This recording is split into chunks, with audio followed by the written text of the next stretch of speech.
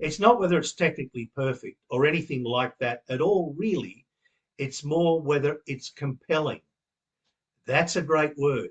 What I've noticed with a lot of the technical development, that's advancement that's happened on the guitar, it feels like a lot of guitar players play the guitar as if it is a synthesizer. It doesn't have a lot of guitaristic characteristic about it. And I just go, I lament that, because I go, the fact that that's overlooked because it is a guitar. I'm trying to play the guitar. You know, why not? That's what I've invested in. I've been more fascinated and driven by the chordal thing more than trying to become a good soloist, I have to say. If you can spot the triads in chords, boy, and piano players do it a lot, it opens the whole thing up, because you're not thinking of only just extensions. That the triad that you might be superimposing over the bass note creates extensions, but it is still a triad, and a triad is like kindergarten. So it's like kindergarten with the selected bass note produces exotica.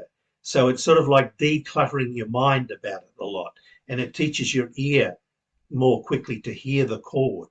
I'll play simply. Another way.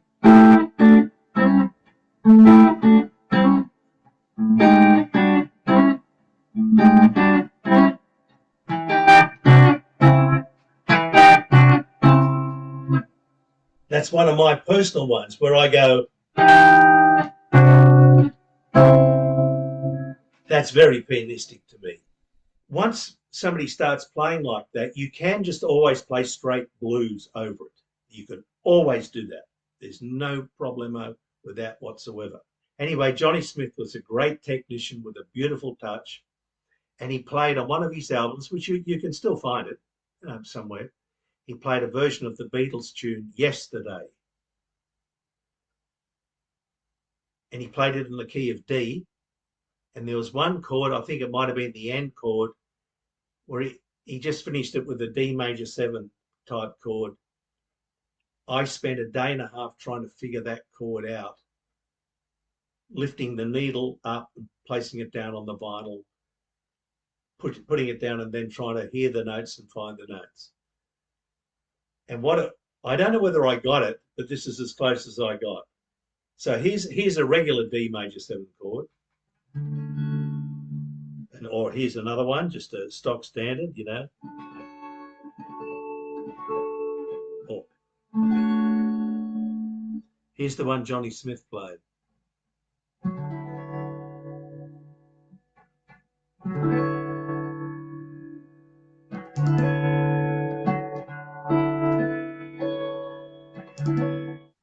I'm in two minds about the way the world now learns about music.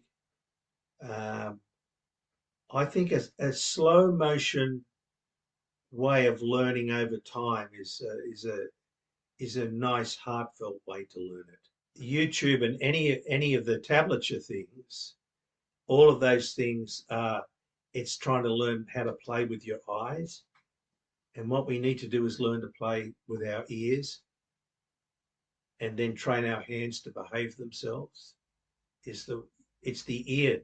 The ear hears music, and it's learning to hear music through the oral perception of it. It's so important. It's not a race. It's not who's better. It's nothing to do with that. It's just, can I get better at it? That's all. I mean, I practice stuff that I would never tried to pass off as music, but I did practice it because and often it stimulated me to find something that was musically appealing to me. So I've always practiced to try to stimulate my natural version of myself whilst I'm learning more about music. It's the way I've done it. So no matter where you are, whether you're a slow hand player, right hand picking player, or whatever, don't worry about it. Accept what it is and go, I'm just going to make music with what I've got. That's what I've done. And that's what Jim Hall, one of my greatest inspirations, he said that. He said, I realized at a certain stage, Jim Hall, the great jazz player, said I was never going to have the technique of Pat Martino or George Benson.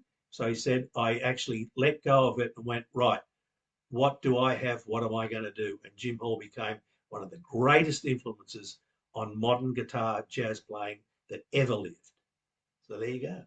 And by the way, his name is Wayne Hudson that builds the amplifier, and it's got one knob on it. And I said to Wayne, "You've got no Hudson or Wayne whatever amplifiers." He said, "Oh no," he said, "I just build them, you know." I said, "Well, I'm going to make a nameplate for yours," which I did.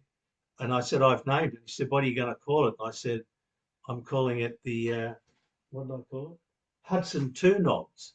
And he said, "There's only one knob on it." I said, "Yeah, there's one knob on it, but there's another knob plugged into it."